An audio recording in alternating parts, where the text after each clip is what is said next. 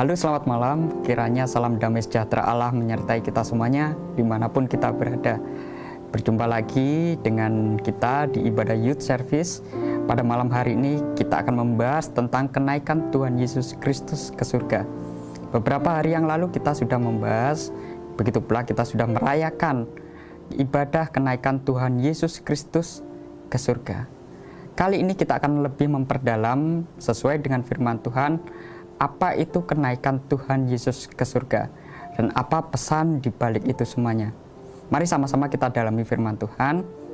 Di dalam firman Tuhan ada beberapa tokoh yang juga mengalami kenaikan ke surga. Ada 4 tokoh. Yang pertama adalah Henokh, yang kedua adalah Musa, dan yang ketiga adalah Elia, dan keempat tentunya Tuhan Yesus Kristus sendiri. Kenaikan Tuhan Yesus Kristus sudah dijabarkan bagaimana keindahan Yesus terangkat ke surga. Yesus disaksikan oleh murid-muridnya pada saat Yesus terangkat ke surga. Begitu indahnya, begitu kagumnya murid-murid melihat kenaikan itu. Kita bisa melihat pesan di balik kenaikan Yesus ke surga, bahwa Yesus naik ke surga untuk menyediakan tempat bagi kita. Dan di mana Yesus berada, Tuhan rindu kita pun berada. Betapa romantisnya Tuhan, betapa cintanya Tuhan akan kehidupan kita. Kita akan membahas beberapa tokoh yang lain. Di dalam firman Tuhan, terutama di dalam Perjanjian Lama, tokoh-tokoh Alkitab yang juga mengalami terangkat atau naik ke surga. Yang pertama adalah Henokh. Di dalam kitab Kejadian dinyatakan bahwa Henokh bergaul erat dengan Tuhan. Selama 300 tahun Henokh melekat dan bergaul dengan Tuhan. Dan pada akhirnya Henokh diangkat langsung oleh Tuhan karena begitu melekatnya. Yang kedua, kita tahu tokoh yang berikutnya adalah Musa. Memang benar Musa mati, Musa meninggal. Dan kalau kita mengetahui Musa digantikan oleh Yosua. Tetapi di dalam firman Tuhan di surat Yudas dinyatakan bahwa mayat daripada Musa diperebutkan oleh malaikat Mikael dan juga iblis. Dan pada saat itu Musa diangkat naik ke surga. Dan tokoh yang ketiga yang juga mengalami pengangkatan ke surga adalah Elia.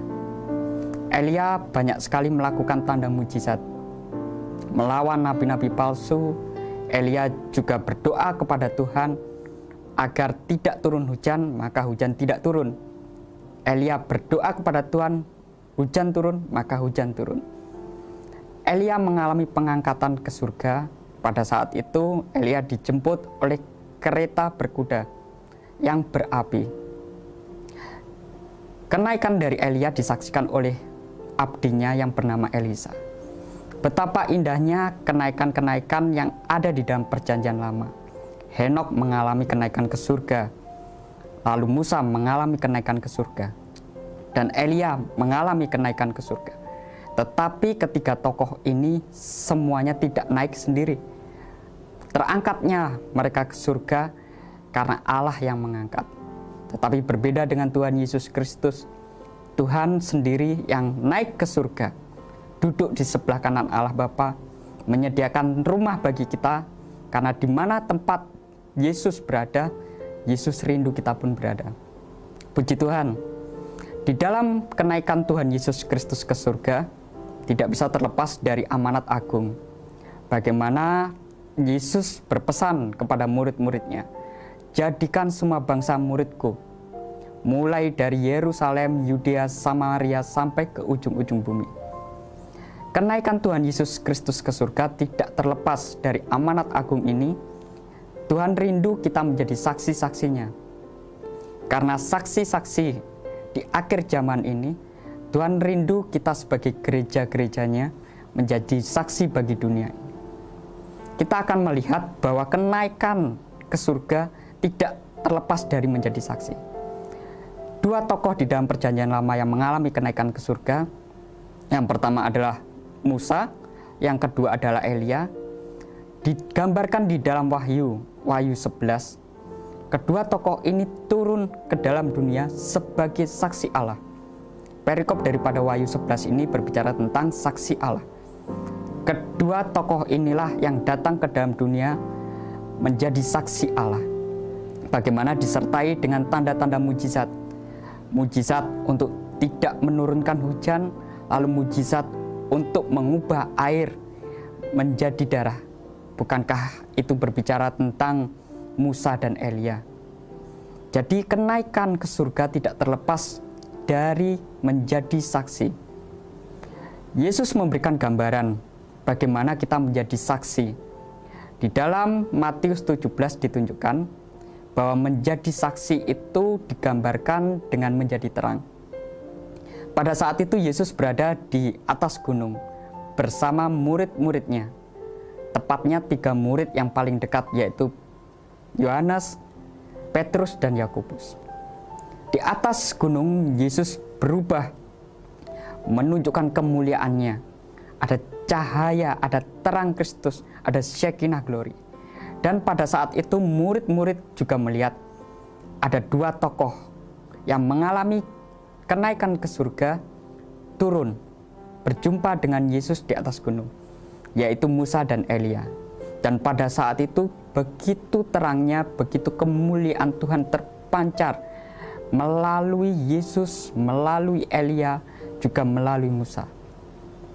Yesus memberikan gambaran bahwa menjadi saksi itu sama seperti menjadi terang bagi dunia ini.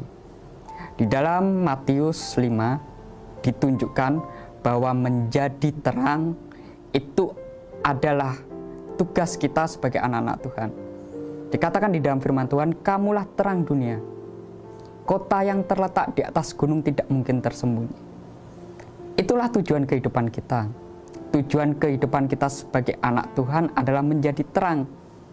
Kita diangkat bukan untuk diri kita, kita diangkat seperti kota yang terletak di atas gunung.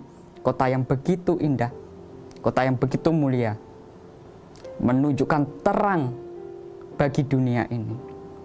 Firman Tuhan berkata, ya, terang itu ditaruh di atas pelita supaya menerangi seluruh orang yang ada di rumah, bukan ditaruh di bawah gantang.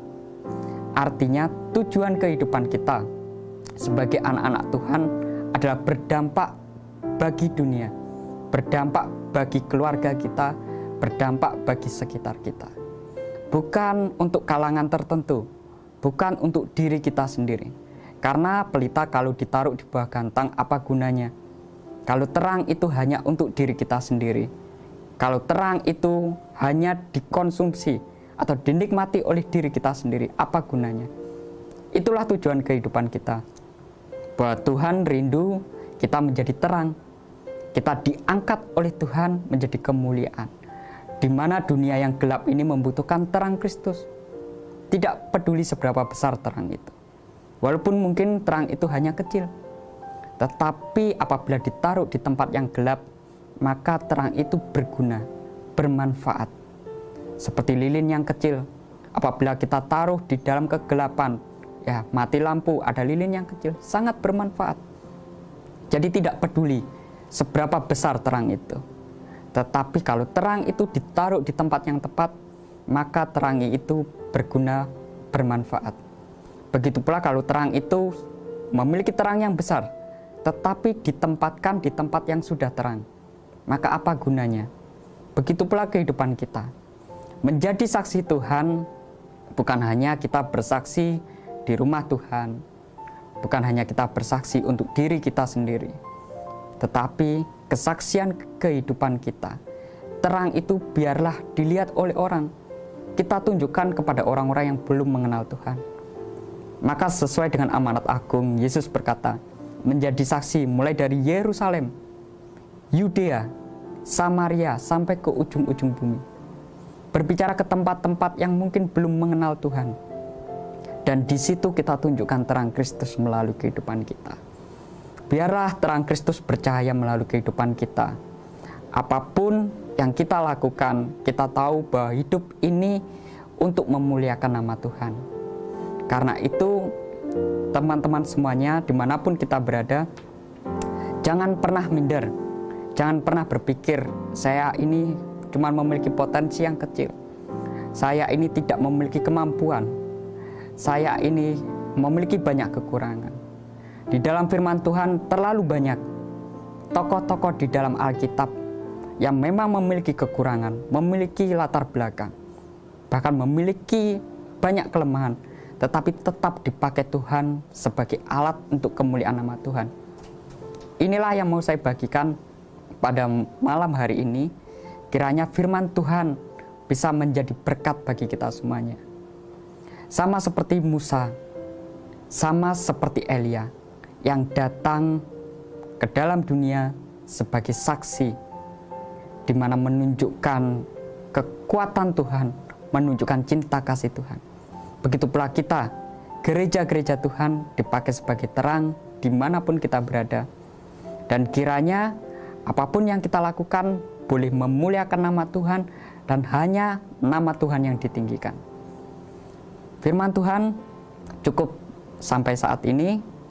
Saya yakin dan percaya kita dimanapun kita berada pasti semuanya diberkati. Saya rindu berdoa untuk teman-teman ya. Kiranya di tengah wabah ini, di tengah COVID ini, kita tetap menjadi pembeda, tetap menjadi berkat, tetap menjadi dampak, menunjukkan terang Kristus.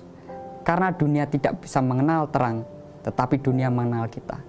Karena itu di dalam Matius 5 diakhiri dengan kata, tunjukkanlah kebaikanmu, sehingga setiap orang akan mengenal Allah melalui kehidupan kita. Demikianlah hendaknya terang kita bercahaya di depan orang, sehingga orang boleh melihat perbuatan baik kita dan memuliakan Bapa kita yang ada di dalam kerajaan surga. Kiranya firman Tuhan ini menjadi berkat bagi kita semuanya. Mari sama-sama kita tundukkan kepala, kita berdoa. Tuhan Yesus, Allah Bapa kami yang bertata di dalam kerajaan surga, di dalam nama Tuhan Yesus, terima kasih Tuhan untuk cinta kasih-Mu di dalam kehidupan kami.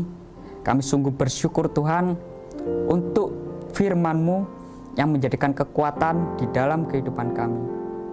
Begitu indahnya, begitu luar biasanya rancangan-Mu di dalam kehidupan kami, bahwa Tuhan menetapkan kehidupan kami sebagai terang bagi dunia ini. Tuhan, biarlah melalui kerendahan hati kami, melalui setiap apapun yang kami lakukan, apapun yang kami perbuat, biarlah segala sesuatunya kami kembalikan untuk hormat kemuliaan nama-Mu. Ajar kami Tuhan untuk selalu mengandalkan Engkau. Ajar kami untuk selalu meminta hikmat di dalam kehidupan kami, sehingga Roh Kudus menjadi pemimpin, memimpin setiap langkah kehidupan kami, dan melalui perbuatan kami, melalui kehidupan kami, terang Kristus bercahaya, sehingga orang-orang di luar sana yang belum mengenal Kristus dapat mengenal Kristus melalui kehidupan kami. Terima kasih Tuhan untuk firman-Mu. Tuhan berkati kami dimanapun kami berada. Biarlah orang boleh melihat setiap perbuatan kami yang baik dan memuliakan Bapa kami yang berada di dalam kerajaan surga. Terima kasih Bapa. Segala pujian syukur bagi Engkau. Di dalam nama Tuhan Yesus kami berdoa dan mengucap syukur. Haleluya.